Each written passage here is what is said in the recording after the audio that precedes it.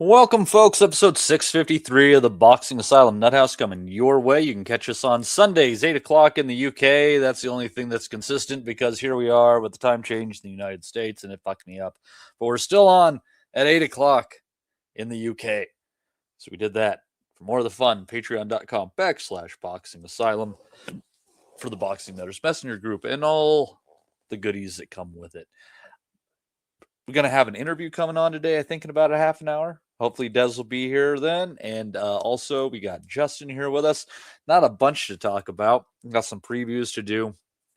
The reviews, very, very limited to say the least. But we got some to talk about. And there was a Probox card. And I was thoroughly entertained by the co-main event on there. It was Angel Roberto Llerena Perez against Roy Patricio Villegas Casanova. Many names, many names. But it was a good fight. Moreno put down Casanova, I think, in the fourth or the fifth round. And it looked like, because Casanova was just a really upright fighter, and it kind of looked like he was getting out skilled in there. But he just kind of kept going forward and throwing punches, and they ended up being a cut on Llerena, and then ended up being a cut on Casanova. And Urena really lucked out. That was 10 rounds and not 12 because he might have been in a lot of trouble going any further, but he was able to get out of there with a well-earned unanimous decision victory. But it was a fight where the tougher, less skilled guy just refused to go away and came on as the fight wore on in the later rounds. I don't know if either of these guys will end up in a really big fight at any time. Well, probably not a really big fight, but a meaningful fight at any time, Justin. But I was entertained. Free boxing, pro box, YouTube. I was perfectly fine with this co-main event. It was a good time. That's what Probox does. I think me and you've talked about it 100 times. If you do good, if the matchmaking is solid, the guys don't have to have a great future in boxing. We'll still enjoy it. They don't have to be future world champions if it's just well matched. And that's what Probox usually does, because their co-main and main were both good fights. Because you put two guys that are pretty close to the same level, and that's all I care about. And sometimes you have to have Probox. You have your world title cards, but this is just true boxing in a way. I know that sounds weird, but it's just what I think of a boxing is the shit Probox has. It's the stuff that needs to exist. Yes, you have to have it.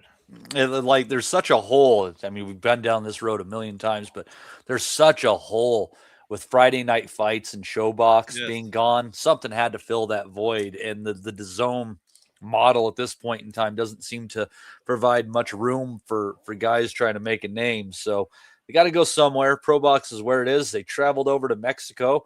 There were no cartel attacks during that card. Big thumbs up. It was just another entertaining one. I think that Marquez is still involved, so he was probably down there live. The boys were in the studio, obviously not making the trek for something like that. But the main event, Jaciel Ramon Amador Gamez, I think he goes by Amador, going against Pedro Delgado Gitan. He went by Delgado.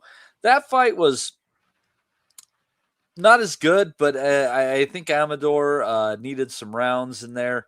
Delgado just started throwing in the tricks in the last few rounds, and but if he had done that earlier, it might have been a little bit more interesting.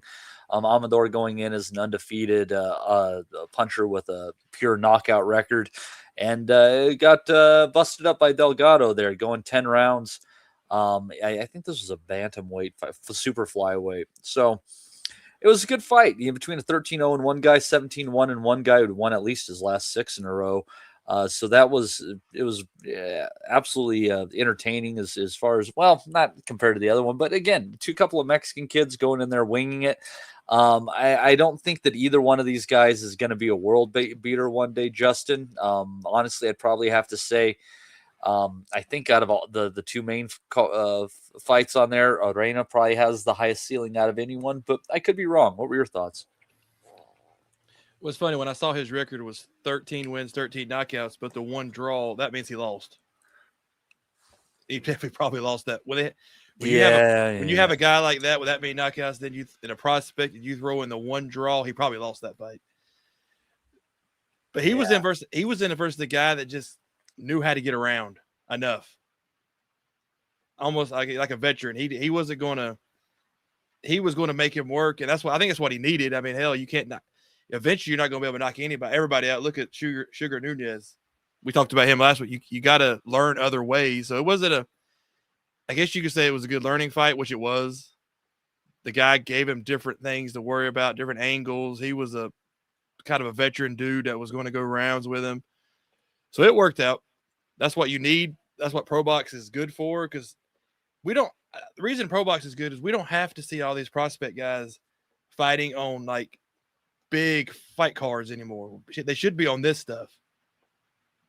And that's what I like. They should be here. And then you earn your way onto a big card.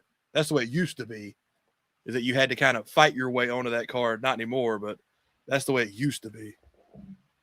Yeah, and then you get your chance, and if you fail, you go back down. Yep. But nobody's stopping you from earning a paycheck. Yeah, that's the thing. We forget about all these guys who are just out there making a living, doing just these regular fights in regular towns across the world on a weekly basis. But that's what they do, and that's a job. It's a freaking job, man. If you make $2,000 in Mexico, that's a month. God, that's a lot of money. That's 2 months. Yeah, depending on where you're at. Yeah, I was thinking the same thing for you said it.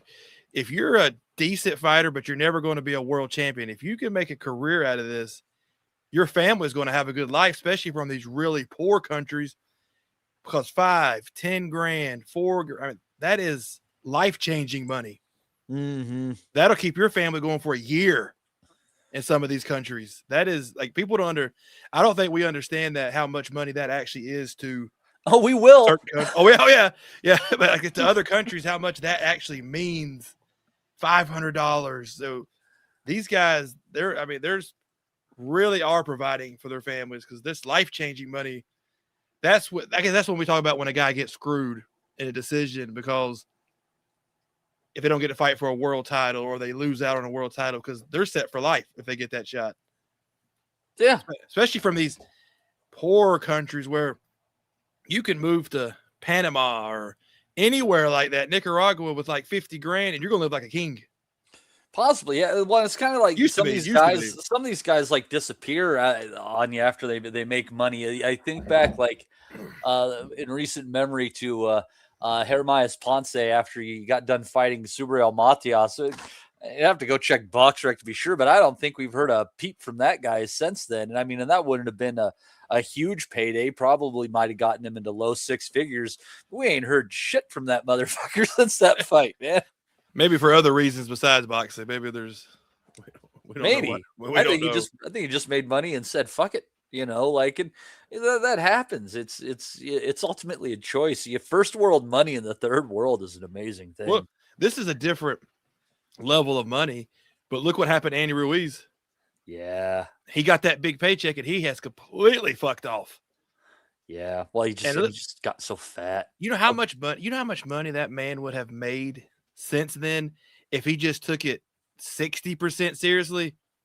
He left millions, and we're talking about, I would say he left 20 or 30 million on the table because he completely just took the money and ran like a lottery winner. Well, then he had to give away some of it to his wife because he was fucking around on her and stuff. Think about the Saudi money that he would have made. Oh God! And if he'd just stayed, if he had to be he never was in shape. If he just didn't eat 3 pizzas one night, just ate 2. I mean that kind of lifestyle. It's just if he was in the gym for 2 hours a day and kept his caloric intake below 5,000, 2 hours a week would have 2 hours a week probably would have kept him in. But didn't he sign with? Is he signed with Zuffa, or is that official? Yeah, he's with Zuffa, I think. Oh God. Well, he'll be fighting a Jagba and that little. They'll both be wearing black and white trunks in a couple of weeks, probably. Yeah, they signed somebody else around heavyweight that I thought maybe they're trying to throw in there with the jog, but I'm sure can't remember who the hell it was off the top of my head. I'll figure it out though. But yeah, it's I don't know what to think. God, we've just wandered off track. Yeah. What are you gonna do? There's nothing to talk about this week, so that's happy. We wander off when there is shit to talk about. Yeah. But there was, I guess, I didn't see any of this except for the highlight of the Stephen Butler knockout. But there was a card in Montreal on Thursday, and Stephen Butler got a knockout over Ramadan Hassani. Imagine having the name of Ramadan and getting knocked out during Ramadan. Ain't that a motherfucker?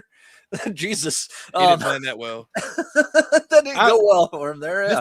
This is the only thing I know. I mean, I've seen Stephen Butler fight a lot, but he did wish me happy birthday on Twitter one time. Hey, I have no idea. I hate using that word, have no idea why. Hey, but whatever. I have no idea why, but hey, I'll take it. I don't even. But Stephen Butler has always been one of these guys that he is the definition of a level. Yes. He is a B. He's an all-star B-level fighter. He's a local ticket seller too. Oh, huge in Canada. Huge. Yeah. He is. And you know what? He keeps staying up there. He's one of these guys that could fight for 5 more years, beating the Ramadans of the world and make a lot of money. Mm-hmm. Yeah, they love him. They love him. It's just a shame that I'm still kind of bummed that Bazinian fight ended up getting canned twice, because that was a good style fight on paper, and it would have been fun. The Canadian crowd would have been all about that shit. 2 locals, that would have been a good fight. But I mean, if this is what they got for him, fuck it. He scored a great knockout. It was second round, just a nice left hook with dude squared up against the ropes. No, Butler, when he wins, he wins. When he loses, he loses. Oh yeah, he's one of those guys. It's like there's no like, he's like Tommy Morrison. When I win, I win. When I lost, I lost. Yeah, it's always conclusive. Yeah, but there's no like tough decision. When did he have a draw? Let's see here. He did have a draw in his career. When did Stephen Butler have a draw with some? Holy shit! Now we're going back against Jaime Herrera in 2015. He did have a draw. Holy shit! He was fighting up at 151 pounds then. Interesting. Well, there you go. But also on that card, John Arobio, a Colombian import, if I recall, got a big knockout on there in the 5th round against Yomar Alamo. So he'll be an interesting 140-pounder moving forward. So that used to be the kind of guys that come set up shop in the United States, by the way, the little sidebar. Leonard Perez becomes another one of the many taken the distance by Isaac Chilemba. They went 10 rounds there, and Steve Claggett getting a TKO in 2 rounds over Alejandro Frias Rodriguez. He's not going to Claggett's not going to give it up. He's not going to go anyway. He's going because in Canada he's like Butler. Should he probably call it a quits on his career? Probably. I mean, but he's going to, as long as they keep buying those little dinner tables and sitting there eating their little steaks and cheering him on, he's going to keep walking out there. And if they're matched correctly, like he's going to lose. I will say this: it looks like a damn good time in Canada. You get to sit front row in a little white cloth table with all the alcohol you want. You get a really good meal. You're like 5 foot from the ring. That seems like a damn good time. And Montreal is a cool place to go. So. Honestly, Montreal is one of those towns that I would totally like. Well, cities that I would totally like to go to in the summertime. I'm not going to Canada in the fucking fall. They've got really good strip clubs. It's a nice place. Like, I don't remember when he stopped doing it, but like 10 or 12 years ago, Evan McKell, when he used to do those events up there, he had like chicks dancing on boxes and crap like that. No, they have a very good. I don't know how we're going down this route again, but they have a very good strip club scene, gentlemen's club in Montreal. We went one time years ago. God, I wasn't that old, because Dad drove a truck for like 40 some years. So we went into Canada, and let's just say I maybe shouldn't have been in the club, but I was there. And that was a long time. Long time ago. Dad didn't give a shit. We were, like he said, we're another country. I said, Dad, we're not like in a random country. We can't just break the rules. I said, this is Canada. We're not in freaking Nicaragua or Guatemala. We can't just go crazy and break all the rules.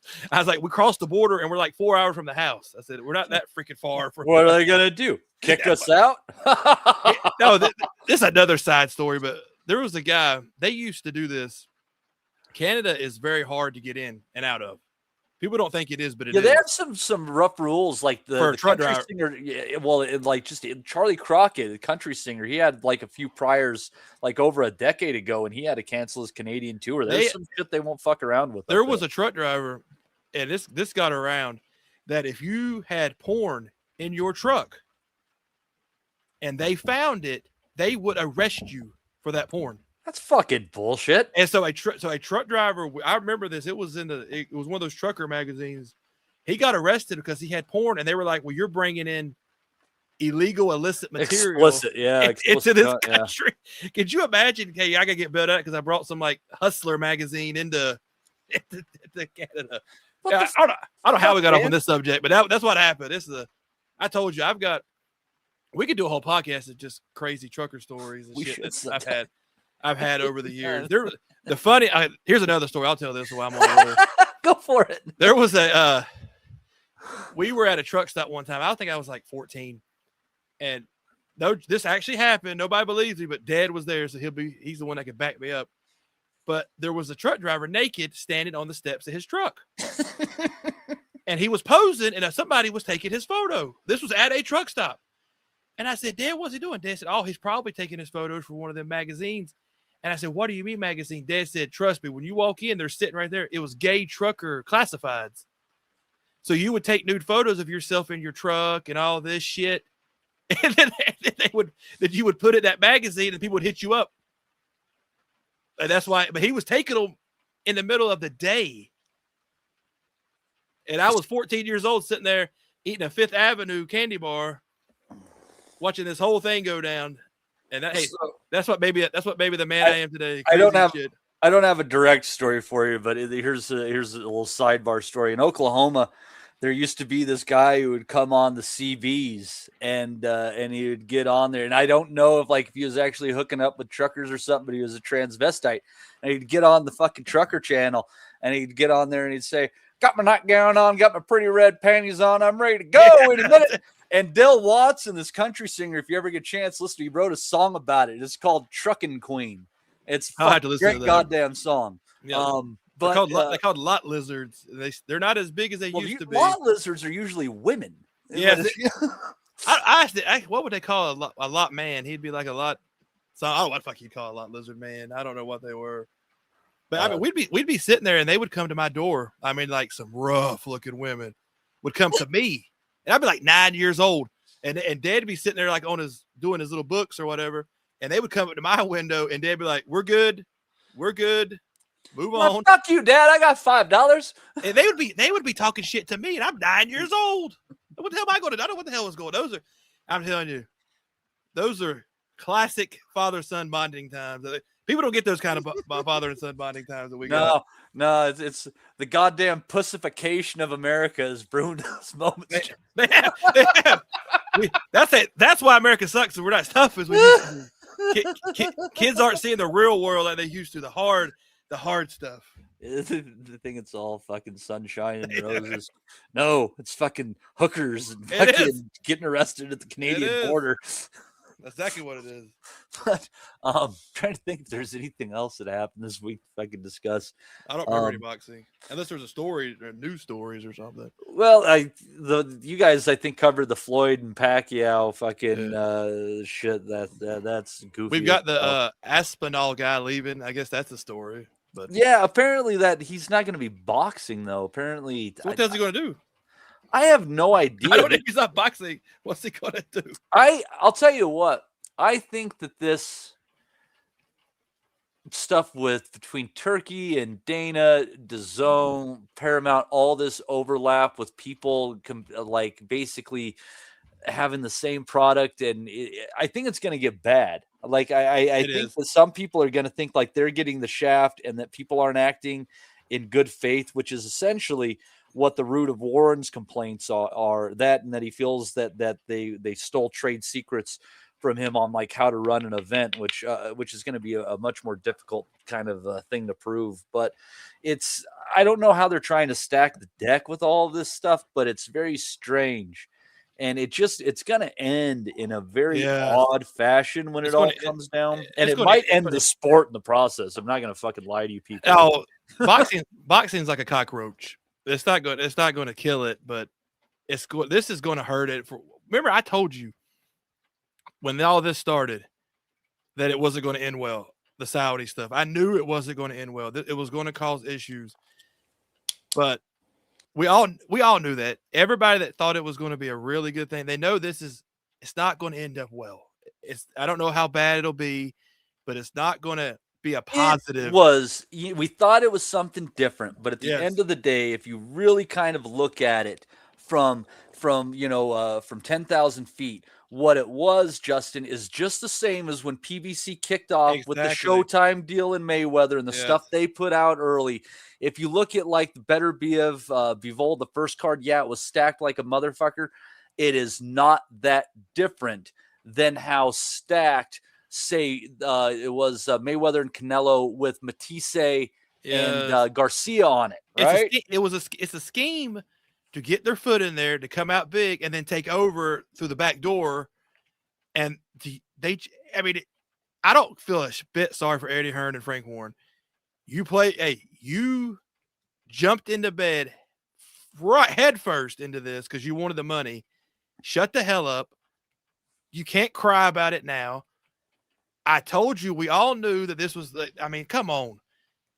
It was shady as hell to begin with. And like you just said, how long did it take for PBC to just eventually push Showtime out and just start calling the cards PBC, not on Showtime anymore? It was just PBC cards. Yep. That's what Zuffa's doing. They're shoving everybody out. Garbage. I mean, if Warren and them want to compete money-wise, they'll have to team up or at least work together. Yep. They're going to have to form a coalition of some sorts. And they've shown they can work before together with him. Why can't they do it without him? We'll see, but we have a guest with us now. I'm going to add him into the stream here, and our guest is coming off of a nice victory here recently. I hope you can hear us there, Sharif. They brought you in. You came in 4-1-1 against a 14-2 guy who had been the distance with a couple of good names before. He'd gone 10 with Vidal Riley undefeated. He'd gone 10 with John Hedges undefeated. And they came in thinking, this guy's 3-2-1. We're going to knock him over. And that was incorrect. 6 rounds later, you're walking away with a new light shining on your career there, Sharif. Congratulations on the W, my friend. Thank you very much, man. I've been training hard for it, so I'm glad I got the victory. So tell me how that came about. So you basically, you had some trouble early on in your career. They kind of thinking, this guy is an opponent. And you basically came in there and completely upended this guy's goals. Tell me about how the fight went down, and when you thought, you're like, I've got this guy's number. I'm going to win this. I knew I had that guy's number when Obi confirmed the fight for me. I knew I had it. His style was perfect for me. He likes to stay in range. So I love that type of stuff. I like to counter them on the outside, get inside, and then get busy. So as soon as that fight got made, I knew I would be victorious on that. So, but also, third round set it off for me. Third round, then his energy dipped, and then I knew it was just a matter of time before I catch him with something big. It's excellent. Sometimes you just know when they picked the wrong guy, and it's good when you're the wrong guy, it's interesting. So Obi was telling me a bit about your career, and our man Dez is trying to get in here. He's on his way from Cambridge, and he's a little bit more well-versed on this stuff than I am. But let me just go into a little bit here on you. And so you had a tough fight against Jack Bannister. I think he said you came in. And so Jack, your eye was basically shut in the first round. You still come through 10 rounds on there. Then you come in against a 2-0 guy. You fight him really close. I'm looking there. I need to watch this fight and check it out. So tell me about what it's like when you go in, though, in that fight. You got a 10-rounder in front of you. And you're in the 5th fight of your career. First round, your eye is swelling closed. What's going through a fighter's mind at that moment? A lot of things, but I'm just trying to stay focused. I'm just trying to stay focused on the goal and just trying to make sure I go through it, because I just remember I remember like the old time fighters, they'll fight with some serious injuries, broken hand, eye swollen, all these type of injuries, and they come through with it. So I was just trying to follow the same lead. And it didn't come out on top on that one come through, but you didn't quit on yourself in that whatsoever. And you've had a deep you have a deep amateur pedigree. You've been in the ring sparring with a lot of these guys too. Tell me, in all your fights that you've had, amateur, professional, and in sparring, who has been the toughest opponent that you've had? A guy that you might have just been like, I can't figure this guy out for the life of me. I mean, I fought a lot. I've fought and sparred a lot of people. Um, I've had the time to be in there with Tony Walker and with Daniel Dubois. Them guys are like serious guys. I mean, them guys, when you go in the sparring match with them and you just think to yourself, like, what the fuck do I do? But I mean, I'm glad I had those type of sparring matches, because it made me into who I am today, and it gives me the determination to go through anything. So if I can go and spar them, I can fight anyone. Yeah, and I mean that's a good group of guys that they have going on there, and it's iron sharpens iron at the end of the day. And but there's some, and this is a fight like if we had a little more notes, I would have loved to have gone and taken a look. But apparently, you had one hell of a war with Anthony Yard once upon a time. Am Oh I yeah. hearing that correct? Yeah. Back in the amateurs, man, we had a proper war. Harringay Boss Cup. I'll never forget it. I'll never forget it. So, and both of you guys touch canvas in that one, right? And then, and I know that they don't put everything in the AMs; it's a little bit loose on the records. And then your next fight, you get a W over Chris Billiam Smith, and you put him down. He's got Yeah. a hell of a chin, as he's proved it in the pros. So it sounds like when you were in the AMs, like you weren't necessarily a jab and pop on the outside guy. It sounds like you were willing to go to war in there too. Yeah, 100%, man. I'm a born fighter. I love fighting. So I listen. I love fighting, man. So anytime you got someone that's willing to stand in there and trade, that's I love that fight. I love that fight all day. And Chris Billy Smith, he's that same guy. He likes to stand in there and trade. So we are the showstopper there. Now, tell me, so you're born in France. When did you move to the UK? I moved when I was probably about 3 years old. Oh no, okay. So you've been there for a while. So your memories of boxing growing up are going to be of the British side. So your Yeah, memories aren't going correct. to be like of Jean-Marc Mormec necessarily. Nah, but I know that guy. I watch these fights, or I watch all of his fights, man. He's cold. He's someone I look up to as well. Oh, his fight. Yeah. Do you remember his fights with O'Neal Bell, the Jamaican dude? Sweet. I saw that fight, and I saw the one with Hay. Even though he came up short with the Hay fight, you saw what he did when he connected with him. So yeah, man, I love that guy, man. He's proper. He's proper. Yeah, he was a fun one, and Yeah, a big part of the growth of the cruiserweight division, which it's a fairly new thing in boxing. When you look at it in the grand scheme of things, kicking off with Holyfield with a big name, really to carry the division into the cultural zeitgeist, kind of. But who were your boxing idols when you were growing up? The first time that you stepped in the ring, who did you want to be like? I got a few, but I mean, my top ones is James Tony. I'll say James Tony. Yeah, in the James Tony, pocket, hit you in the head. Yeah, in the yeah. pocket, shoulder roll, all of that, man. James Tony. I mean, I've just seen him come, like, even like James Tony, one of them. He had a cut eye. I think it was against Tom Little, not Tom Little, sorry. I think his surname was Little, and he got cut in the eye, and the ref gave him. He said, "I'm going to give you one more round. That's it." And then he went out there and he finished him. So that's what was going through my mind when I had that injury. I was like, James Tony, James Tony. So yeah, but I come up short. But obviously, James Tony, he got the victory. So James Tony's a guy I've always looked up to in my career. Always looked You, up to. what was amazing about James is the Yeah, fact that like he liked to spar in the gym, but he yeah, didn't like live the life or anything. Like his weight in his career, like has literally spanned 100 pounds in difference from his lightest to his heaviest. But he yeah, was so incredibly skilled that it didn't matter. I mean, he's 5'8", 5'9", and rolling shots off of Samuel Peters and lighting him up with the left hands coming back and stuff. I mean, it's a different story, and those guys are cut from a different cloth. Like the weight classes to those guys didn't matter because it's like the old Kronk thing. They'll get a featherweight sparring with a welterweight. You're gonna toughen up in there. 100%. Yeah. And so you say you're going in there against Dubois and stuff. So Dubois got to have what, 40, 50 pounds on you? Yeah, he was. Yeah, he definitely so. Definitely so. Yeah. But yeah, listen, man, it was a good, it was a great spar. I mean, he went to my amateur club, so I was the only one around about his weight category. So we were sparring all the time. So it's only when he went pro, and then he went further on his pro career.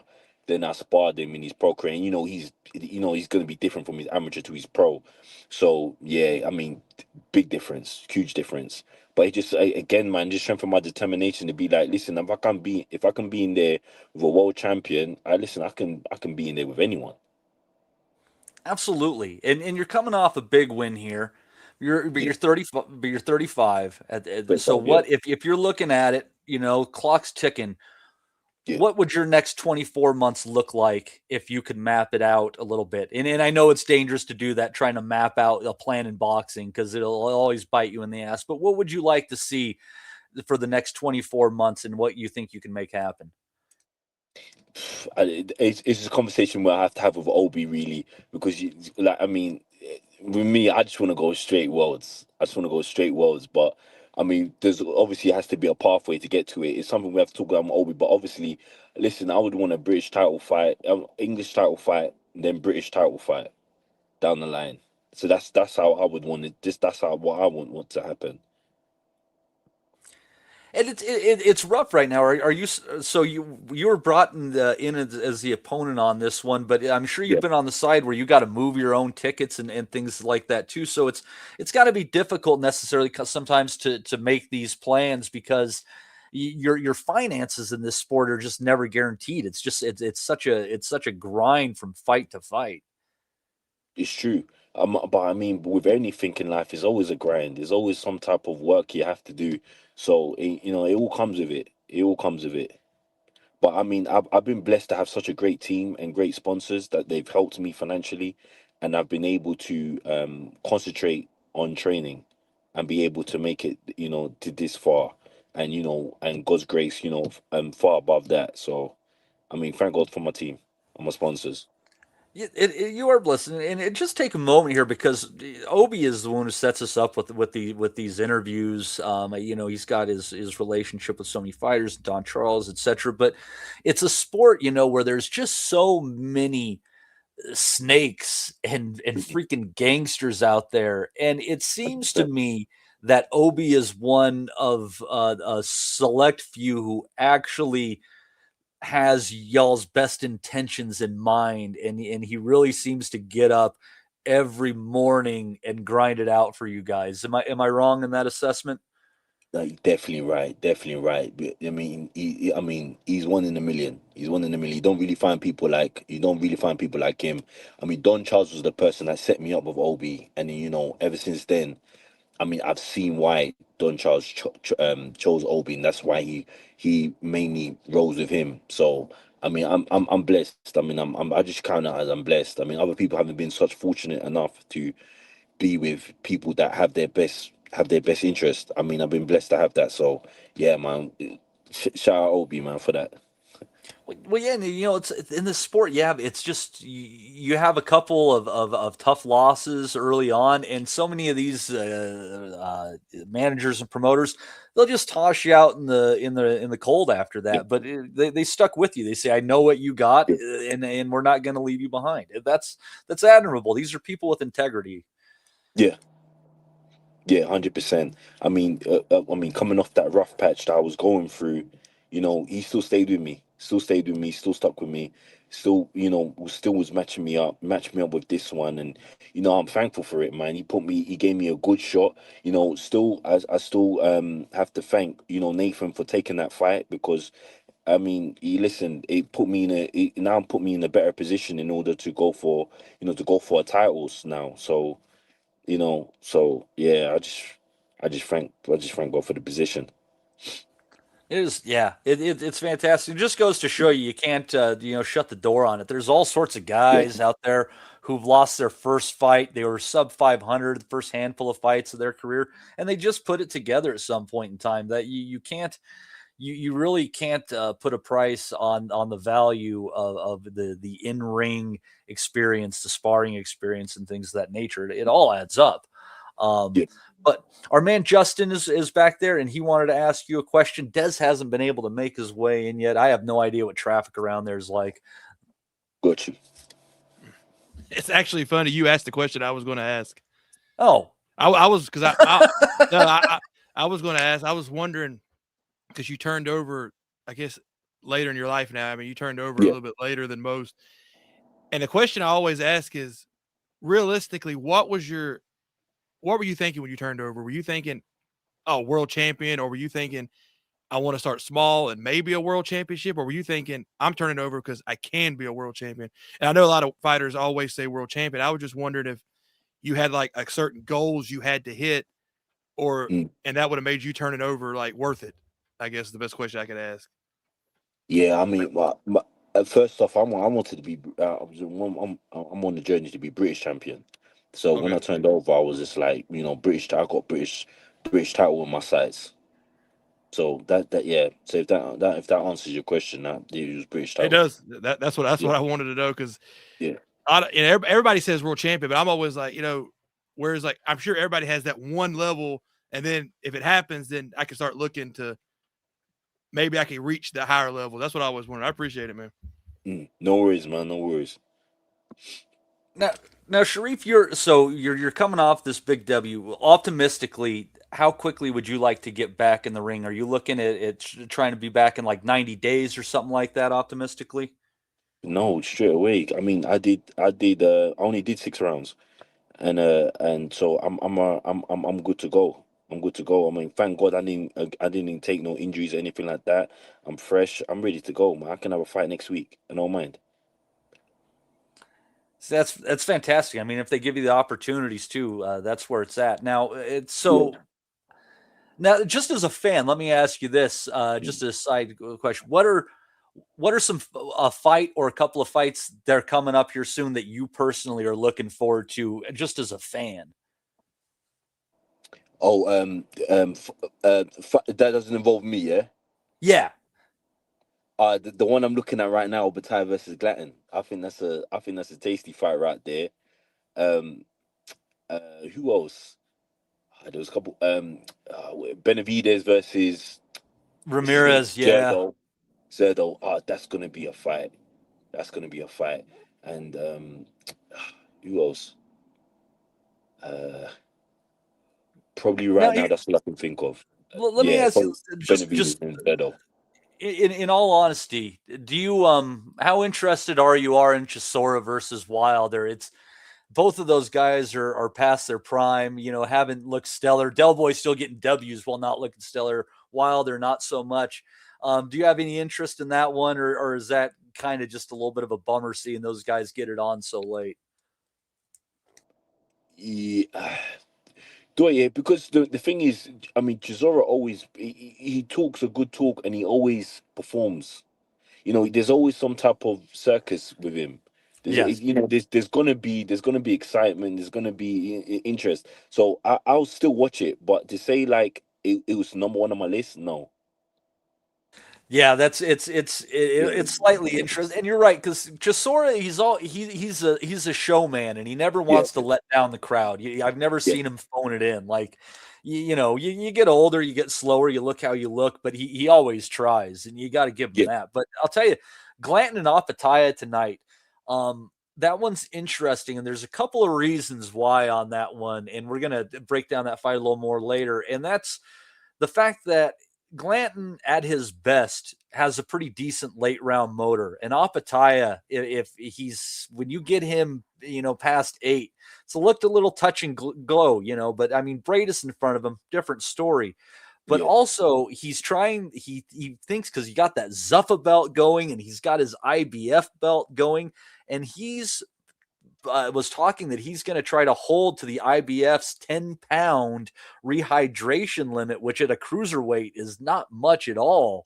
In to maybe be able to preserve his title. But if Glanton isn't doing that, I think there's a serious late round advantage to Glanton if he gets through the first 7 or 8 rounds. Okay, to be honest, I didn't even know about the 10-pound the limit thing. So Yeah. So you just thrown a span in the works there. So yeah, that's gonna be interesting. That's gonna be interesting. But I still, for some reason, I still side Opetaia in winning though. Just because of the movement and the skill wise. Yeah, and it's all a matter of Glanton can get to those late rounds. And Opetaia, I mean, you've seen just how many of those British guys he's taken down in 4, 5, 6 rounds. I mean, he's an animal. Yeah. So It's the movement and it's good. I had the opportunity to spar Opetaia in Peacocks. Oh, no when kidding. when he was gonna fight what's the British guy?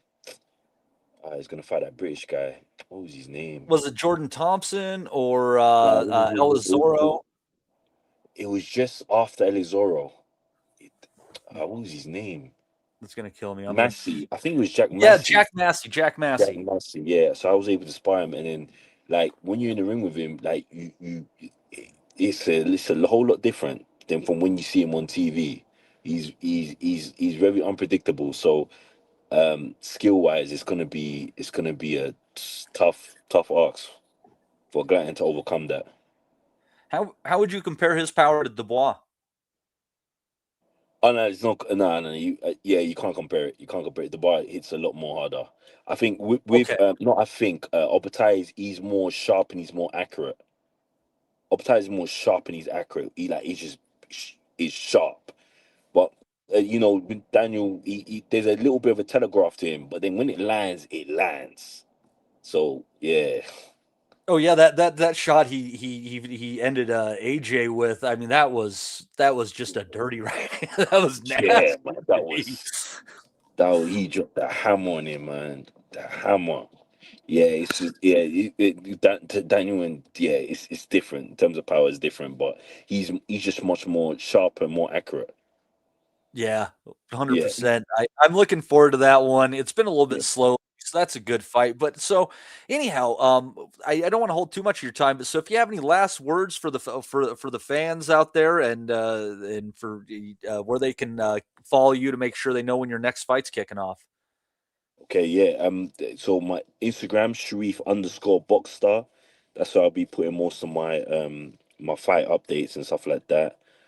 Fight for the fans, man. Listen, the people that are supporting me, I thank you. I got a lot more stuff to show, and anyone that's is against me, doesn't matter. I'll still be out there, still doing my thing. So yeah, man. I just thank you guys for having me along, and for the questions and stuff like that. It was really nice. Hey, I appreciate your time very much, Sharif. And when you have that next fight scheduled, if you want to hop on here, and we'll see if we can help you move some tickets, do whatever we can. Yeah, We're man, here because we love the sport and we love you guys. But thank you so much for your time, man. And you be well. And we wish you the absolute best of luck moving forward as you come out of nowhere and you're rebuilding your career. And who knows where it goes from here. Looking forward to it.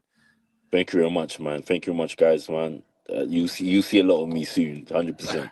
100%. Thank you. Appreciate it. All right, guys. Appreciate it, man. Thank you. Take care of yourself, Sharif. Take care. Bye.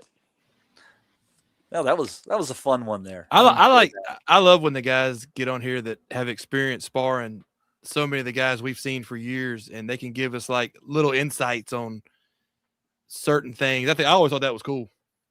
Yeah, the sparring wars are an interesting thing because what happens with so many of these guys as they're coming up, they do see each other, and you have to know kind of like the inside of like who has actually sparred each other, and that's sometimes like where the inside knowledge comes on some of these underdog bets and stuff like that, where they're like, I was in the gym watching these guys, and dude handled him like you wouldn't believe what you're going to see, and it comes to fruition. But yeah, that was a good one, and it just goes to show you, guy goes into that fight 3-2-1, and he was I think in the prior three he was 0-2-1, all against undefeated cats. But he goes against this dude, he's been in against some quality operators, never been stopped, and takes him out in 6 rounds. Like, it's styles make fights, and sometimes you don't know, like, the conditions that set things up for losses and stuff like that. So I just another example of this fascination with undefeated records being meaningless. That's cool. Like, and it's true about Opetaia. That sharpness actually can make up for if you're not like a one hitter quitter, because if you're sharp, the guys can't see it, and that's how you get them. They don't see the shots coming. Well, and people, not to ring my own bell here too much, but I took Opetaia to beat Bradis when they first fought. Bradis was getting up there in age. Opetaia was fresh, and what a lot of people forget about Opetaia, and it's like one of the most important things to know about him, is he represented Australia as a 16 or a 17-year-old in the Olympics. I mean, very, very young prodigy in the sport with a great pedigree. So you can't dismiss him. He's very quality, and I stand by my prediction. Like, if Glanton can get through 8 rounds, Opetaia starts puffing a little bit. You got to conserve your energy. You got to take a lot off the elbows and off the gloves to get there. How funny would that be if Glanton beat him? Oh, with all the money. Oh my God. And the Zuffa that would be absolute. That's the only. I like Opetaia. That's the only reason I want it to happen is fuck Turkey. Exactly. I am rooting for Glanton, like, just something to happen, because. But, like, here's the problem with it. I guess we can talk about the fight, whatever you want to, but Opetaia hasn't fought a live body in a long time. Glanton is not a world beater, but he's 10 times better than the shit Opetaia's fought for the last 2 or 3 years. This is like it's weird to say that Glanton's another level, but he is another level compared to fighting the French 5th best French cruiserweight and Ellis Zorro and fucking whoever the hell he's fought. He is going against a guy he should beat, but I don't think it's hard to fight what he's fought. He's going to have to make sure he's ready to go, because he's fought nothing to this point. It's been a long time. Let me say this in his defense: the idea of the you can only fight who they put in front of you, kind of club there.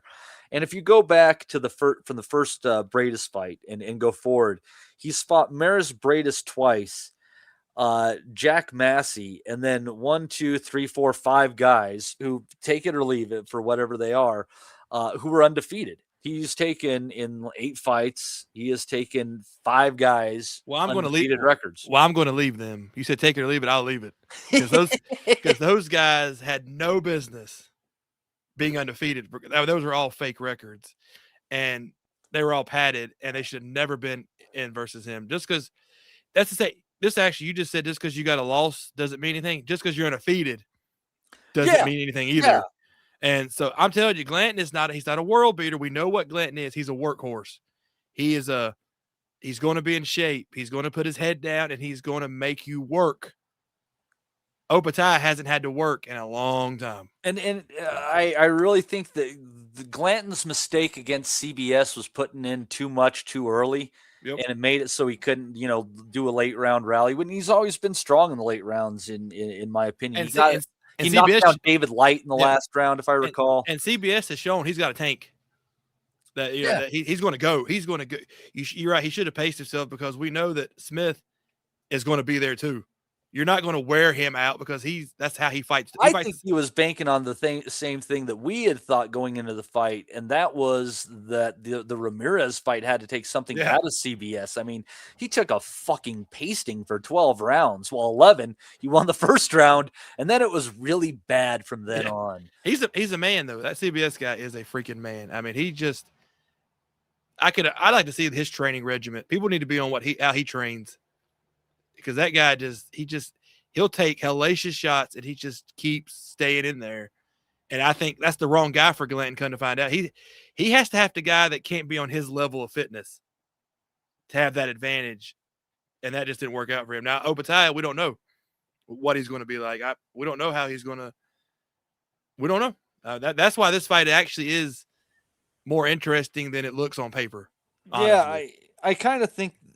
Funny enough, I'll probably end up being wrong in some way, shape, or form. But this might be a good place where to do what do you call, where you put two bets up against each other, both are getting better than even money, different outcome, same event. So are they fighting for the Zuffa and the IBF? Like I think it's just the Zuffa. Like, oh I don't god, think so even if he beats him, Glanton only gets I'd throw it in the trash.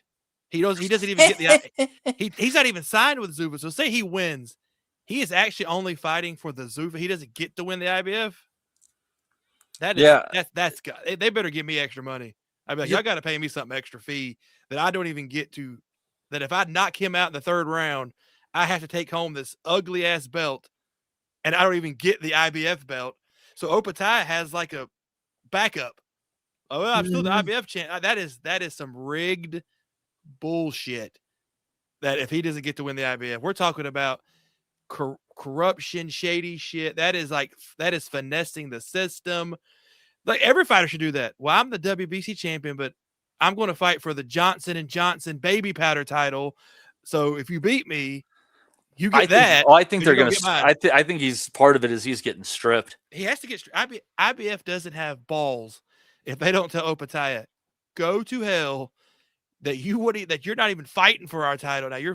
They have to strip him. They have no choice. If they strip him, they have no choice. Yeah, and it's they're putting everything into this. It'd just be hilarious if they got upended by Brandon Glanton. That'd be awesome. God, it just adds up on the rest of the card there. There's a couple of names on there that I know, but interestingly enough with the books, I mean, I guess I'll have to give him credit. Outside of the Jesus Sriracha fight where Sriracha's paying a little less than 2-1 as the underdog, every single fight on that undercard, the underdog is paying right at about 5-4. So it's very competitive as far as the books go. Their cards, the cards haven't been great, but they have been semi-competitive. I'll give them that because they're not matching the guys versus freaking tomato cans. They're actually putting them in versus half-ass live bodies. So I'll give them, and like I said, compared to what he's been fighting, Glanton, I can't bitch too much about the opponent because it's 10 times better than the people he's been. Now, and the thing about it is, if Opetaia beats Glanton, where do they go now? If I'm You're stuck with Zuffa. Yeah, I think they're probably just going to try to push him to heavyweight. Have to. They'll probably, that's probably why they're signing some heavyweights for him to fight.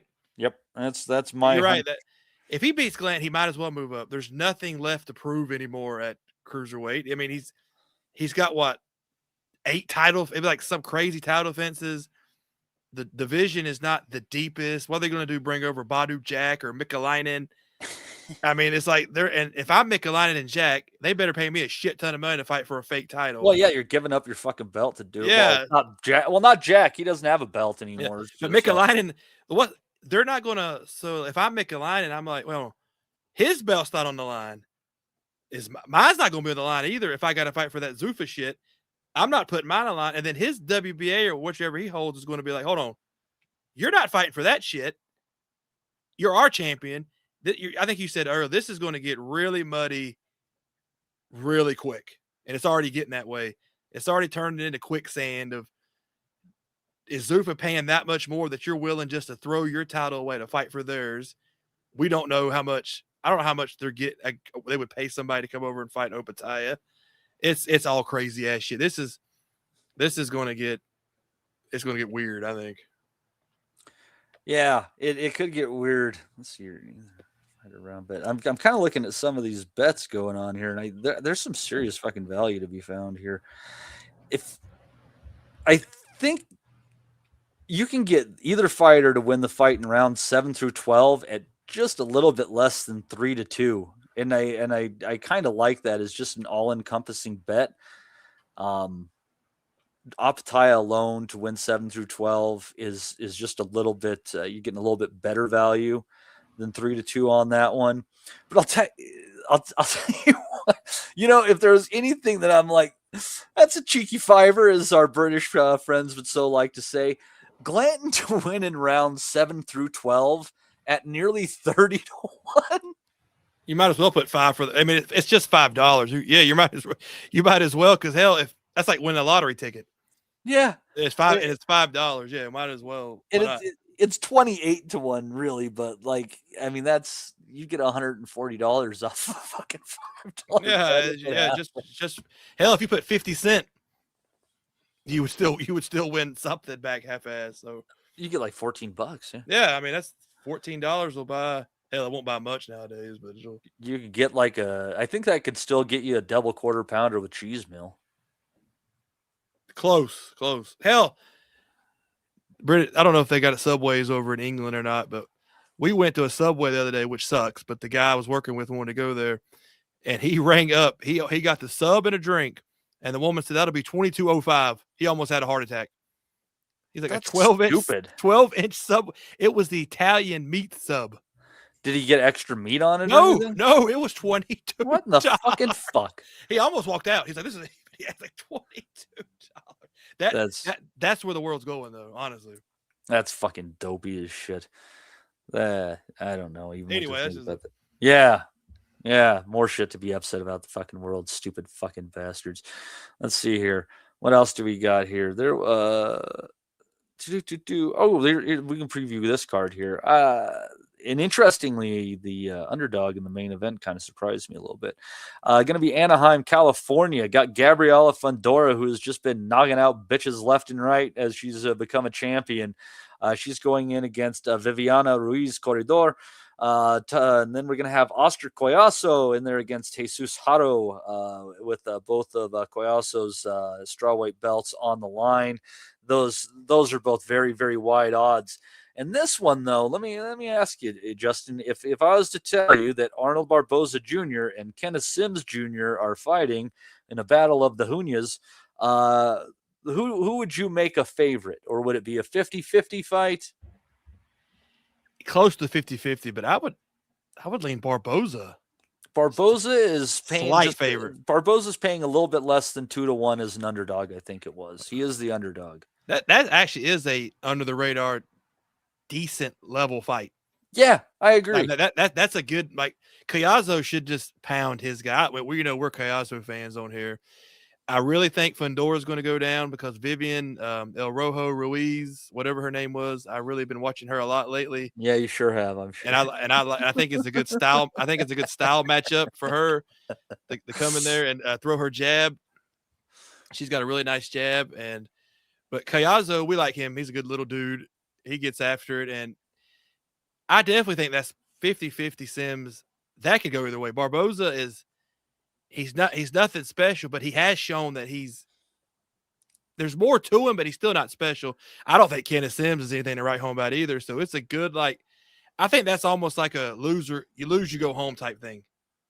Like the winner gets to go on. Yeah, very much so. The loser's got to drop down, way down. That is you got to win this fight kind of thing. And I think they're thinking that Sims is going to outbox him, but I have to remind people that Barboza just absolutely like outthought Jack Catterall down the stretch. And Catterall is a really good boxer too. Uh-huh. I'll tell you what, if I had my underdog pick of the week, honestly, I would say Barboza over Sims. Yeah, I think so too, because is Catterall and is Sims that much better than Catterall? I don't think so. No. And I think Catterall might be better than Sims probably as far as boxing talent. Sims has never impressed me ever. He's never impressed me. So I'm leaning Barboza in that one. Yeah, and I got a new little rule I'm kind of funking around with, and it's when you're betting on an underdog, especially when you got like guys who aren't super big punchers, so someone's probably not going to touch the canvas.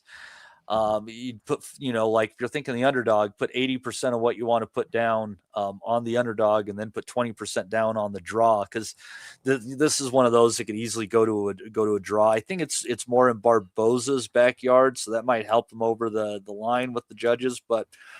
It's one of those fights. Like, does anyone really give a shit enough about Arnold Barboza or Kenneth Sims to fucking rig the cards? This is what I think about, and I include Barboza in this as well, but I include Sims more. I think Sims, in a talented, rich era, we wouldn't be seeing him on TV as much as we freaking are. I think the lack of depth is why we see a Kenneth Sims so much, and we see this is just my theory, but we see a lot of guys the last few years that in really strong runs, we wouldn't see these guys. They would have already been cleared out. And we wouldn't be seeing them main event and doing this in a strong era. And there's certain guys that I see them come up and I'm like, man, if there was a lot of depth, we wouldn't be seeing these dudes just keep getting recycled and over again. They would have got their ass pushed out. They'd be gone. We wouldn't be seeing them. They wouldn't be here.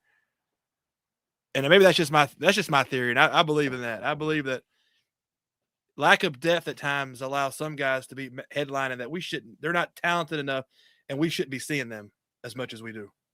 Mm-hmm. Yeah, and as far as Gabriela Fundora's opponent, she's 10-2, 5 stoppages. I don't think that matters. There's no one on her resume who I know off the top of my head. Her most recent loss, her first loss was 2 fights in. Who cares? Her most recent loss, which was 3 fights ago, was to a gal named Louisa Houghton. And Louisa that was her second fight back after a 5-year hiatus. And she was 11-2 at the time that she fought Miss Ruiz Corredor, who was from Colombia, now living in Australia. And I don't see any reason. And the chick, holy crap! And you talk about that's interesting. So this Louisa Houghton, interesting fact about her compared to the rather lanky Fundora, this chick is 4'11". So gosh, Fundora's I'm not joking this time. I don't mind watching Fundora fight. She's actually entertaining. Mm-hmm. And I think she's going to stop this little chick. Well, she is. And the chick the Houghton chick that the chick lost to is, but this gal is only 5'2". She's going to knock her is out. 43 years old. Yeah, Fundora is going to really hurt this girl. I think she's actually watched this one just because it could be dirty justice. I actually will watch this because I wouldn't mind. I mean, this is what women's boxing is. We got a 43-year-old, 5-foot-tall woman fighting for a world title. The unified flyweight title. Yeah, the unified. And it's not trying to knock women's boxing, but it is what it is. That's just the world we live in.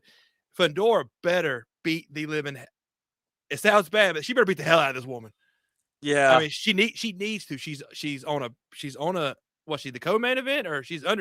I think she's third. Collazo. Yeah. So she needs to go out here, and every time she fights, she puts it on people. I think she's going to beat this woman like a drum. Yeah, that's a good bet. I'm sure you're not getting great odds on the stock. And women's, we talked about Opetaia, but women's boxing sometimes is you really have to fight who you have to fight.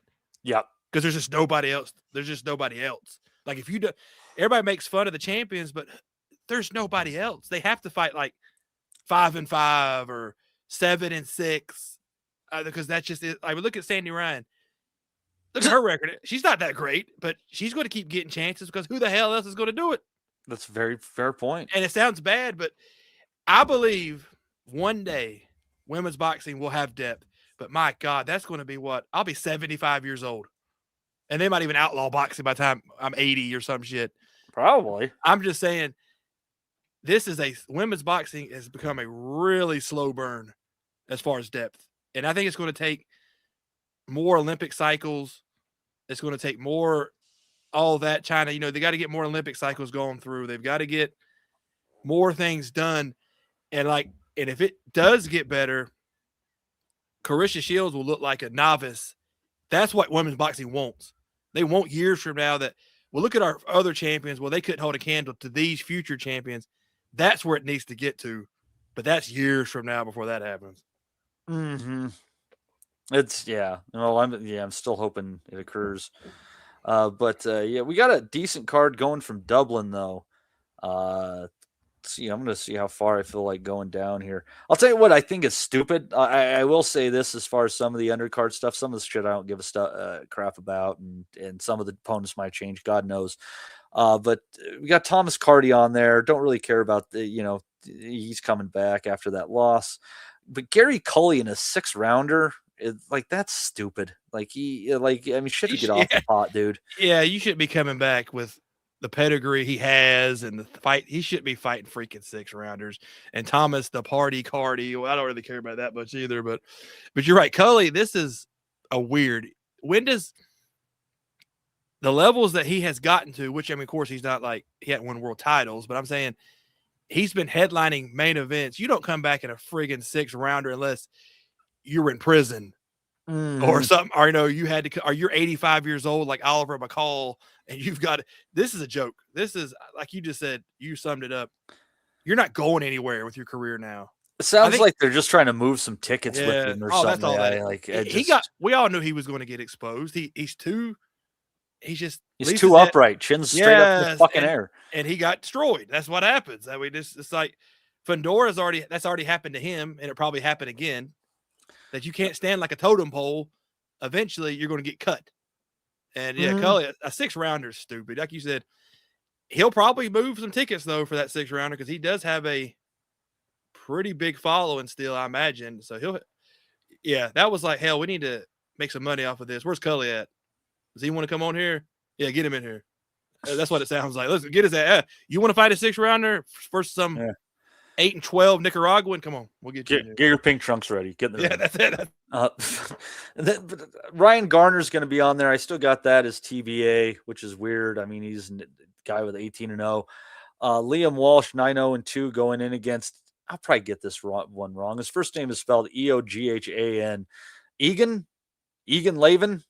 Well, he's 7-0, so that's interesting enough. Maybe you're right. It's Egan or Ian. Yeah, it could be one of those. It's one of those. Yeah, I wouldn't doubt that. I'm gonna say Ian. I'm gonna say it's probably pronounced Ian. And or Eugene. They'll really get crazy with it. Probably like Eugene. Then we got Stephen Cairns against Arnie Dawson. Cairns undefeated. Dawson won the loss on there. John O'Carroll against Cole Murphy. Murphy undefeated. This is for the IBO World Super Featherweight title, which is vacant. Maxie Hughes stepping in against Pierce O'Leary, but this is a 140-pound fight. I don't like that for Maxie. He's a late minute too. Yeah, I don't think this work out. I don't think this is going to work out for him at all. Who did he lose to in his last fight? He lost a majority decision to Bakadir Usmanov. Yeah, I don't think Hughes is going to. This is not going to turn out well for him. I don't think. No, I think this is a weight class too high. Yeah, but he's another guy that he's had a good career. He shouldn't have to be coming in at a last-minute replacement at a higher weight. He should have earned the right to not have to be accepted in this shit. It's for the IBO 440-pound title, though. Oh, yeah, but I don't think it's going to work out for him. They have the title of integrity, they say. And then, and I'll tell you what, this one, I need to go look at the odds here and see what it is. But Jazza Dickens having a career renaissance. He's going in against Anthony Cacace. Cacace gave up his belt after Lee Wood, so he didn't have to face Sugar Nunez. And maybe he should have done that. I don't know. He probably should have. But yeah, he's going to go in, try to get another belt to recycle around the British and Irish boxing scenes amongst many undeserving challengers. But let's see what the odds say on that one. That was a curiosity to me here. Because that one, I like, if for some reason Jazza Dickens is the favorite, like I would probably lump money on freaking Cacace, honestly, in my opinion. Like, I think Cacace's going to win. So yeah, I would definitely put money on. I would think he has to be the favorite. He has to be the favorite. I mean, Dickens he's running on borrowed time right now. I think this is like a career renaissance that nobody thought was going to happen, that he was going to be where he's at right now. So I think he's playing with house money. Dickens is, in my opinion. I don't think anybody thought we was going to see Jazza Dickens as a world champion in 2026. Yeah, I'm not even seeing a freaking any numbers on that one, honestly, yet. So there are no odds on that fight. Yeah, I mean, it's a real 50-50. I guess it's hard to come up with. I don't think it's a real 50-50. Rob, what do you think? If just right off the bat, what would you put the odds at, or as far as Cacace and Jazza Dickens? Oh, I don't know. I don't know. Where's the fight? It's in Dublin. Yeah, Cacace, I think, give him the edge, like, at home. But Jazza Dickens is a right good fighter, like, and he could be one that Cacace comes unstuck against, like. But I think Cacace's kind of, he had a kind of a start to the career. Bit of turbulence at the beginning. There was a kind of a doubt about him, wasn't it, whether he could put it all together. There was no doubt about the ability, but the talk about him was that he has the goods, but maybe didn't put it all together outside the ring. I don't know. They're just looking from a distance, but since he's got in his position as world champion, I think he gave up a belt to win a version of a different one or something, didn't he? No, he hasn't been in the ring since then. So this is the belt he's getting a chance at since he ducked Nunez. Right. Yeah, I think that's a winnable fight for him in Dublin on that card. I think if he's on his game, he should have just a small bit too much for Jazza Dickens. I think it's actually a little bit. It should be a little bit wider. I think Dickens should be outside of 2-1, in my opinion. I said, I can't find any odds on that one. I just kind of feel like Cacace knocks him out. I could be wrong. Yeah, I think if he puts it together, there's a good chance. I think I'm more likely maybe lopsided 12, maybe, but it'd be good to have boxing back in Dublin on a big card again. Now that it's safe to have fights here. That'd be nice it'd be nice for the fight fans to get out in their droves, and there'll be a big travelling support from Belfast down the couple of hour and a half down the road it is to Dublin for that. Good weekend in Dublin as well. So yeah, that should be a good one. Now help me out here. The first name spelled Eoghan. How would you pronounce that? That is Owen, believe it or not. Owen. Well, we weren't right. Justin was closest. He thought it could be Ian. Yeah, Owen. That one is in Gaelic. Owen Levin against Liam Walsh, undefeated guys. That one's on there. Stephen Carnes against Arnie Dawson, and John O'Carroll against Cole Murphy, who's sitting undefeated right now. But that's going to be a 12-rounder. That's kind of getting in the deep end. Crossroads fight for Cole Murphy and John O'Carroll, two of them. One of them's on a trajectory and the other one's in Last Chance Saloon. So that should be actually Carroll always is pretty good value in the flesh, on a cat, you know what I mean. He didn't quite hit the heights. I think he probably overachieved in his early career after beating John O'Carroll and getting himself all the way to a position where he got a shot at Tevin Farmer. Got a bit of a schooling that night. But he's always in he comes to fight John O'Carroll, so that should be an entertaining one again for the crowd, especially if it goes the full 12. I haven't seen much of the other kid actually, but I know Carroll is good value on the day, so should be a good one. Yeah, it's St. Patrick's Day, isn't it? That's why they're doing it. Oh, of course. Yeah. Yeah, I was just thinking about where are we in the? Oh yeah, St. Patrick's Day. Couldn't think of anything worse than being in fucking Dublin on St. Patrick's Day. But anyway, have at it. Everyone else have at it. Sure, it'd be great. Well, I'm sure the way they look at it is look, it's St. Patrick's Day in Dublin. We know people are going to end up punching each other, so we might as well make money off. Anyway, yeah. Anyway, you probably see some better fights on the street actually. Yeah.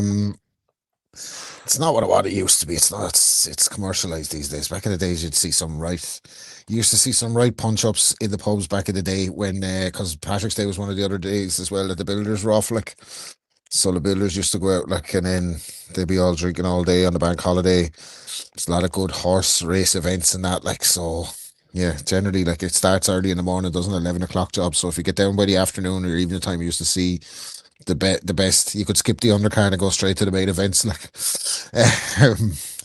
But it's not. It's a bit commercialized these days. It's all pageantry, and can we all just get along?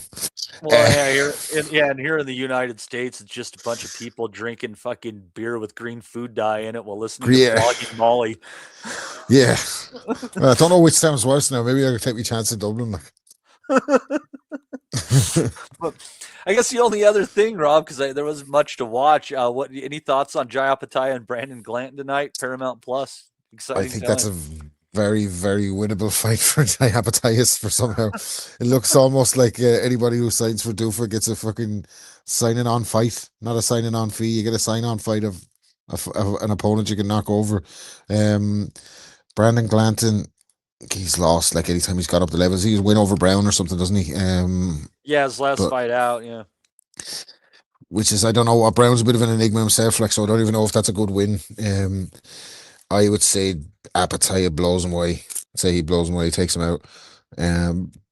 But another one to cross over to Zuffa and throw Eddie under. It's all getting messy, isn't it? It's just getting fucking messy. Like there's almost more like theater and sideshow and drama outside the ring than there is fights these days. Like everything's a storyline, isn't it? Like, well, and Justin made a point. Like these guys have to come together to push back against Turkey and Dana at this point in time. Like it's basically like that's easier said than done. Yeah, but they basically have to. They basically have to. It's basically like the fucking like the American Revolution. You got join or die. You know, like so. Oscar, Eddie, and Frank all need to get together to make some fucking fights to push back on this shit and keep these guys from buying up their talent. This Virgil Ortiz thing, I guess that's an interesting story since it's a light week to talk about. Is that Oscar won the lawsuit that Virgil Ortiz filed against him, to get out of his contract. And Virgil still is going to try to work out of it, but he said like they were getting them. They have an agreement on money and stuff, and it wasn't good enough for Virgil. That's what the fucked up things. And it brought me back to who's Virgil Ortiz to be commanding these? Like we get back to the days where the fucking the good fighters or the fighters with the draw command the revenue. Like you can't. What are you bringing to the table? Like who the fuck? Virgil Ortiz can't draw flies. Let's be honest about it. He's not a fucking. He's got a bit of a fan base, but what he would do well with was him and Boots. Because that's a fight. People are like, oh shit, that's a fucking fight, right? Like. That's where the box office matters. But it took me back to when Andre Durrell got out of the fight with Andre Ward. He was in that Super 6 contract. Everything was written. Their purses. They knew who was going to fight who, when, and where. And him and his team which is all just his family is like, if they want to fight, they got to get the money right. They got to get the money right. The money's in the fucking contract. And that's what it sounds like it was with Ortiz too. It's like, maybe you exceeded what you thought your star power would be at this point in time, but that doesn't fucking matter. This is the contract. Yeah. And like, look, fighters generally not the sharpest in the drawer. Some of the people that get around them are some of the most horrible leeches and pariahs known to man and known to the entertainment industry. It really is crabs in a bucket, cesspit boxing. But here's one for you, playing devil's advocate. Who would you rather have running boxing? Turkey Al-Sheikh or Daniel Kinahan? It has to be said. I think DK was coming up with a lot better outcomes for the fighters and for the fans. He was a fan first favorite, Daniel Kinahan. Let me say, from everything I understand about Kinahan, is all the dirty stuff he did it quickly, which is a lot different than torture. So I would prefer the guy who gets business done quickly and has cocaine. Yeah, than a torturer. Yeah, it depends. You know, pick your poison, I guess. but you know, look at there was a lot of opinions on his involvement in the sport, and obviously it's not something you'd co-sign as a decent human. But for the fight's sake, he did a great job. You'd have to say. Fellas were active. At least there was a lot of cards going on. Yes, it was a giant money laundering operation allegedly, but at least we saw some fights. Not been a fucking money laundering operation. It's always controlled by some fucking nefarious fucking entity, like the world. Basically, it's just a microcosm of greater society. But I don't know. I think Paramount and Jai Opetaia, like a lot of stuff just doesn't fucking make for all the money that these guys are signing on for now at Zuffa. You have to wonder, is it fuck before it gets started? Because Turkey, let's talk about it, I guess, a little bit. Turkey came into the sport as an ally of Frank Warren, Eddie Hearn, Bob Arum, fucking Al Heyman, you name it. Everyone's out in Saudi Arabia holding hands with him, going to the ring and all that. He's taken all their, so he's had a chance at it, like, and he's put on a couple of cards and they've been stacked-ish. But you'd say the majority of the cards he's been involved with, they haven't captured the public's imagination, and some of them have been fights involving Usyk, Fury, AJ, Crawford, Canelo, biggest and best in the biz, like on big platforms, and it just hasn't caught the interest of the wider public. There's no kind of boxing is not booming despite all this They're investment. finding there's a real price ceiling on it, I think, because like Yeah. it's like the ones that people got behind, they're like, fuck yeah, the first better Bivol Bivol fight, which costs $25 over here. Crawford and Canelo did really good numbers on with your Netflix subscription. You know, like they've done well with that, but people are their fights. But they're fights that probably couldn't have been made without the benefit of having a bankroll to cover the losses, right? Yeah. Now, downsize that model and put it on Paramount, and you've got Jai Opetaia versus fucking Brandon Glanton getting paid probably 10 times over the odds for what that fight's worth. Where I'm struggling to see where the kind of kicker is for Zuffa, or how, like, is this just building from scratch and bankroll until you're the monopoly?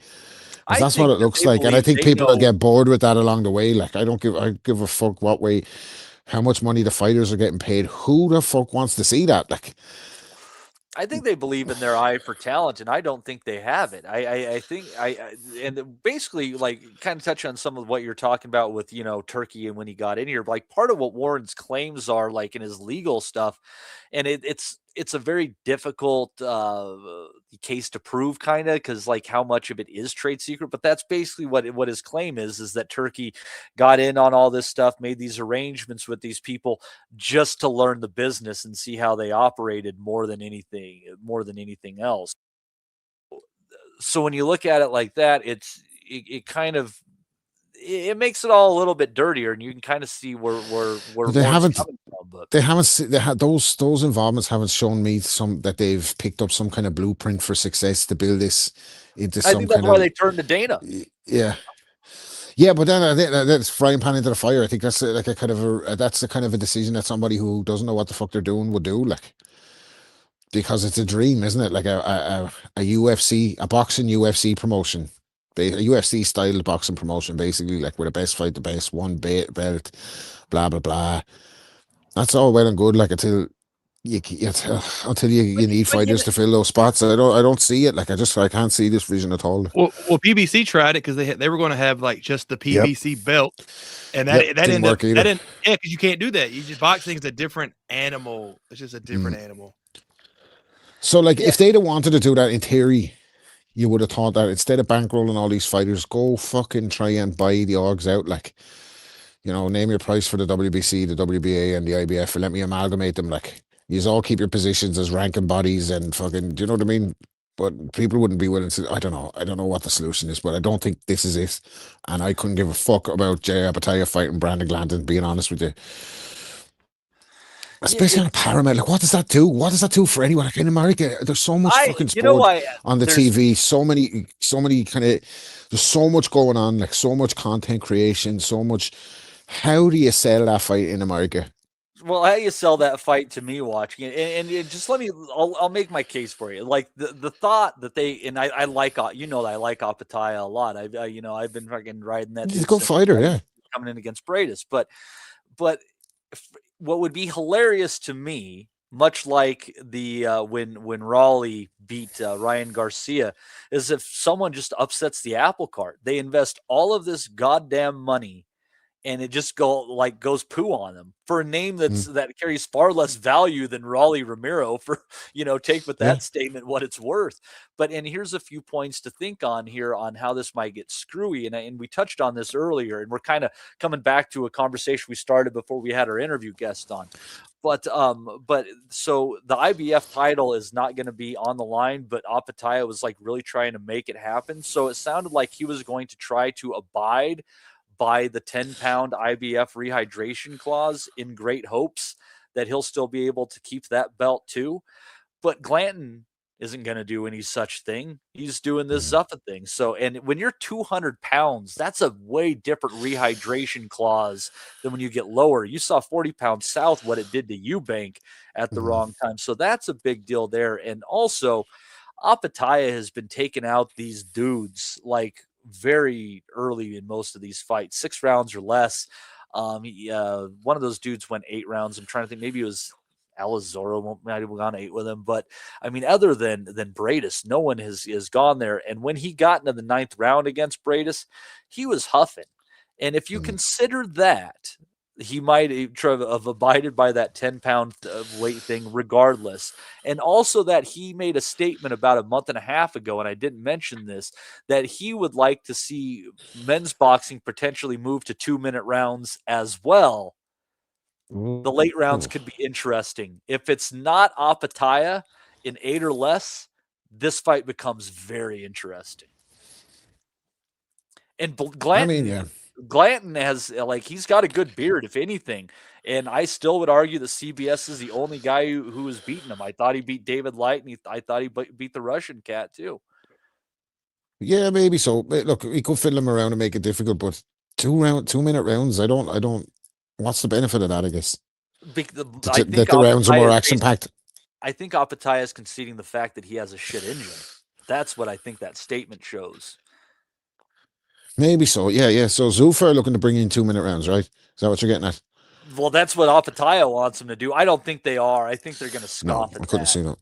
Yeah, but I think more so, like, I'm more reading off of that statement saying this guy has a motor problem. Like, and if he, like, in the only time we've seen him 9 or longer, both of those fights against Bradis, he lost the majority of the last 4 rounds. Both of them. Well, if what you're saying is pointing to the fact that Glanton can win this fight, what the fuck does that do for Zuffa? Like, he's a after signing Jai Opetaia as their man, and like you're saying with the eye for talent, I don't know, like Conor Ben's star power. Conor Ben needed Eubank as a dance partner to get him as big as he was. He had Eddie. Eddie made him who he was. Like, Eddie promoted him for 10 years and sold us the dream of Conor Ben, because the boxing, we know like what he is. Do you know that way? And I think for him, a move to Zuffa makes sense because he can't beat Shakur Stevenson. He can't beat Ryan Garcia.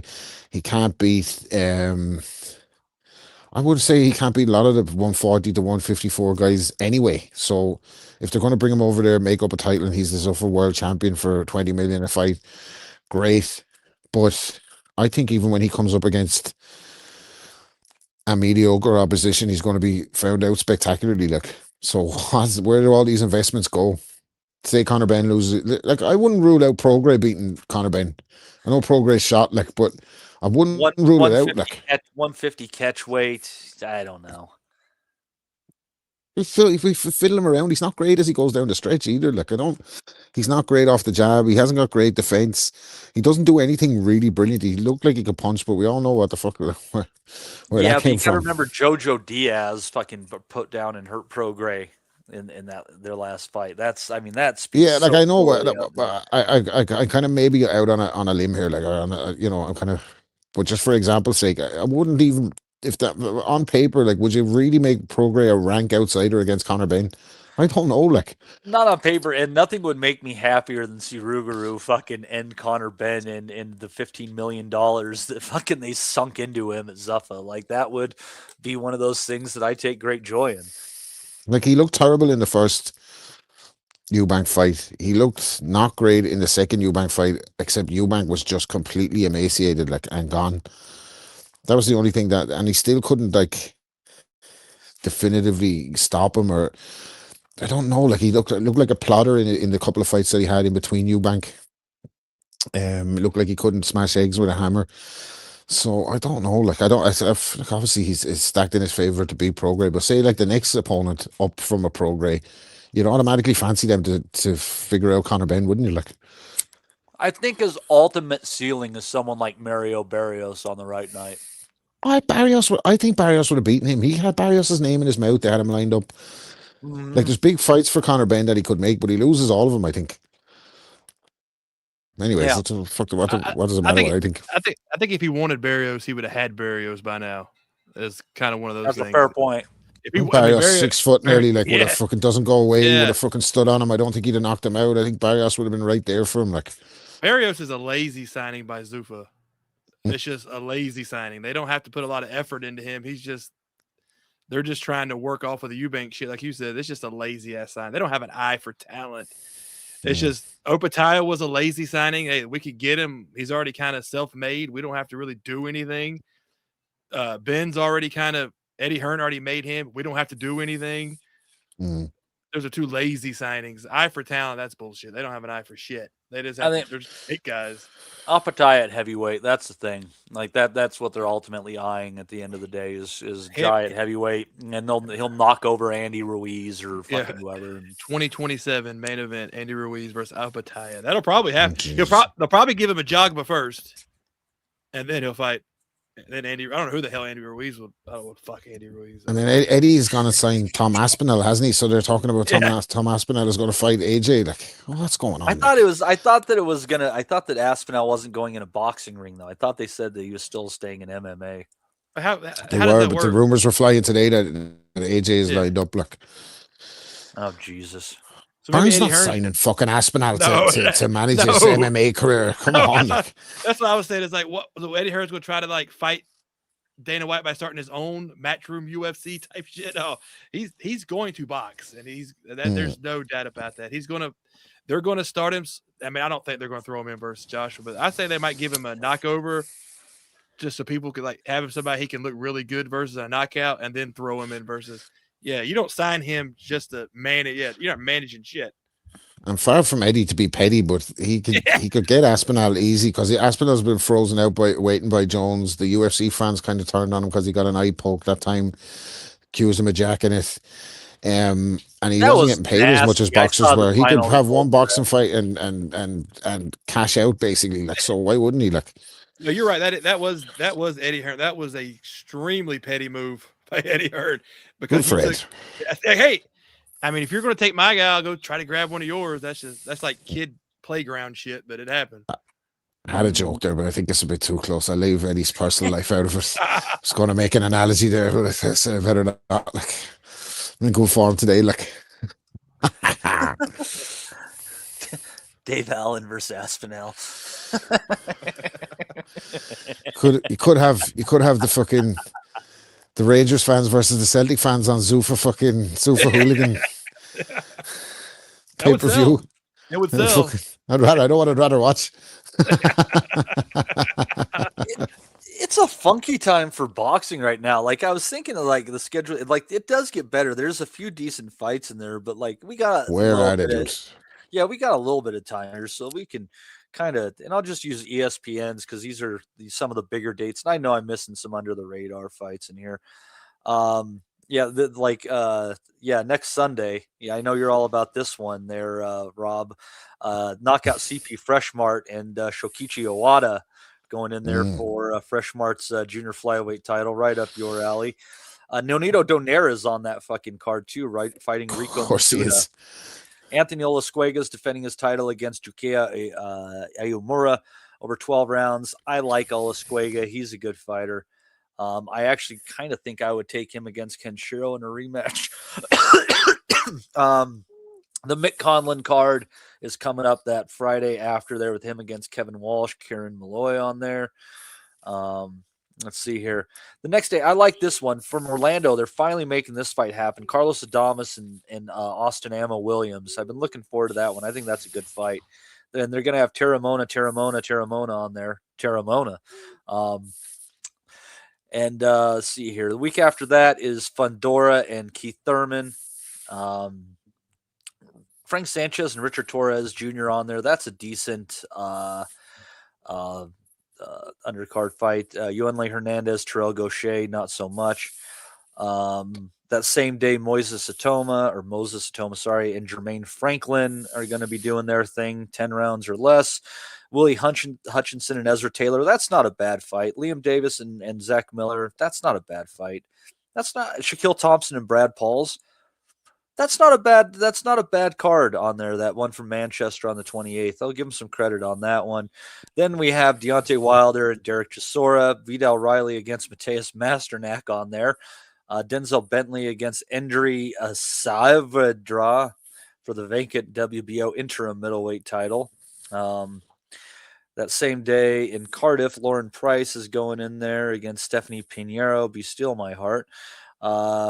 Then in London the next day, Caroline Dubois against Terry Harper. It says ESPN. That's interesting. It's not interesting, but it's that's that MVP Women's Boxing League. Yeah, MVP announced a roster of like fucking 16 fighters, including Chantel Cameron, Terry Yep. Harper, Baumgartner. Who else Ellie is in there? Scottney's on that one. Ellie Scottney, Caroline Dubois herself. I'd say Dubois would be looking for that Baumgartner fight, and Baumgartner won't really want it. But yeah, who cares? Motor Skill 66 says Lester Martinez on Probox. Yeah, that one's going to be, I think, on the 21st or something like that. That is a decent card there. Let's see here. Tyson Fury and Makhmudov. When's that on? That's on the 11th of April. Then, right, okay. Yep. Then your girlfriend's going to be on an ESPN card on April 17th against Bo Mi Ray Shin. God damn! I hate when people's whole name is shorter than my fucking last name. Go to hell. That's a Korean. That's one for another market because she's Korean and Baumgartner is Korean descent as well, isn't she? So there's a Korean crossover there, Maddie, that you missed. James Windsor throwing $1.99 in there, says buy a Zuffa belt off Timu. On my way. Also on that fight, Shadeja Green and Lanny Daniels. You might remember Daniels fighting against the Goat recently. Yeah. The day after that, the 18th from Liverpool. I like this fight. Callum Smith and David Morrell. That's a fight. I like that one. Here we go, scrap. Yeah, Saturday night action. Yeah, and we'll just run it. Yeah, and then it ends in May and then jumps to the Mayweather. So we'll just run through May, just a few more. Gilberto Ramirez and David Benavidez. How do you not like that fight? If you don't like that fight, you're on in the wrong place, my friends. That's good. The week after that, Wardley and Daniel Dubois, slightly interested in that one. From Giza, Egypt, in the shadows of the pyramids, Alexander Usyk against Rico Suave Verhoeven. And then a rematch between Stephanie Hahn and Holly Holm in El Paso to close out the month. So that's the boxing schedule. There's a few good ones in there, but like, Should we just can the pod until the Fury fight? Come back, see us when Makhmudov and Fury are back. We're fighting, man. You know, if we didn't have that fantastic card in Dublin, I actually wouldn't necessarily be averse to it. But that is that one's worth talking about, and then the ammo shit. But we're keeping it under 2 hours or less recently, and I think that signifies the time. Thank God for that. Yeah, thank God for small miracles. Anyway, I have to jump early tonight, so I could only just jump on very, very briefly. But I'll catch us all again very soon. Best of luck and come on the hoops. We're probably out of here another 5 or 10 here, anyways. So, all right, guys. Rob, we'll talk. See you soon. Good luck. But yeah, there were some good fights on there. I honestly, the one I'm looking forward to most, and the one I might actually try to swing going to, fucking root canals, maybe put off any other plans. But the Gilberto Ramirez against David Benavidez fight in Vegas for Cinco de Mayo weekend. That's a good fight. And obviously, I don't know why this wasn't on the schedule. Naoya Inoue against Nakatani. That one, actually, that's the fight. I'm like, why is that not on the schedule? How that fight is the one I am most looking forward to. I am as stoked for that fight as I was for Crawford against Canelo. Honestly, that's gonna be exceptional. I'm really looking forward to that one. That'll be a good one. Yeah, and I still think Nakatani is gonna tag him with that left hand. Like I think Nakatani.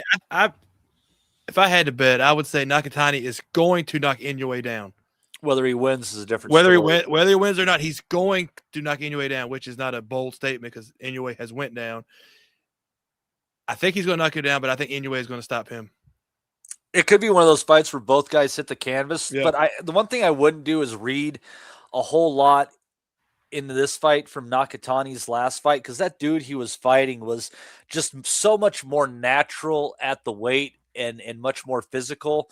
And Inoue is going to be of a much more similar physical stature and like physicality to Nakatani. So I don't think. What day is that Ramirez fight on? The 2nd of May. I might be able to maneuver that out. I have like 4 days off before that fight even happens. That might be. Dude, something in the works. Fuck yeah. I'll get you in a group with Donnie. We were able to get him together with Marcin and Joe in New York. Yeah. Yeah, I actually think that's pronounced wrong. I think it's more like a Cheen, but I could be wrong. I was thinking it was like Marcin. Yeah, I would always Polish names have fucked me up ever since. Who was that motherfucker? And the name didn't make any sense how you pronounced it. Oh god. Oh yeah. The light heavyweight guy. Zigor's Praska. I Yeah, like what's his name. I'm like, how the fuck can you pronounce it? It starts with a G. I have no idea. It starts with a fucking G. I have no idea what's going on. It was just as difficult as some of these Irish names. It makes you think of there was a guy on this Behind Bar show, and his name was spelled DCVDRY. And he's like, and then they kept trying to pronounce it. And he was like, guys, it doesn't make any damn sense. He said, my parents just gave me a bunch of initials. He said, so he said, he's been to jail like 82 times. And he said, the judge is like, and he's like, guys, it's not a name. He said, my parents were meth heads, and they just started giving me initials of people they knew and put it all in a name. So that's what makes it like.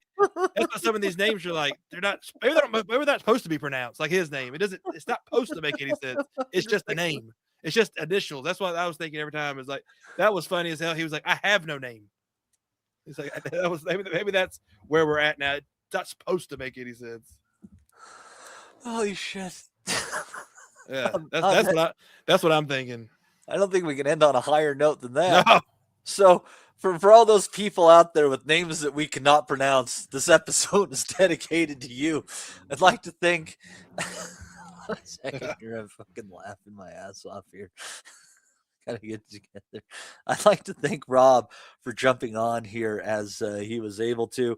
I would also like to thank Justin, as always, for jumping on with us, and also our special guest today, Sharif Musa, coming off that out of nowhere victory over a 14-2 or 16-2 cat, who had never been stopped before. Fair play to him. Those are the kind of fights, the kind of guys that we're all about. It's never over. Boxing is your life. Go out there and make your damn living. Knock some people out. So for Justin, Rob, Sharif, and myself, we thank you for stopping in. And again, for all those people with names that we cannot pronounce, we love you, and so does Jesus. Bye-bye.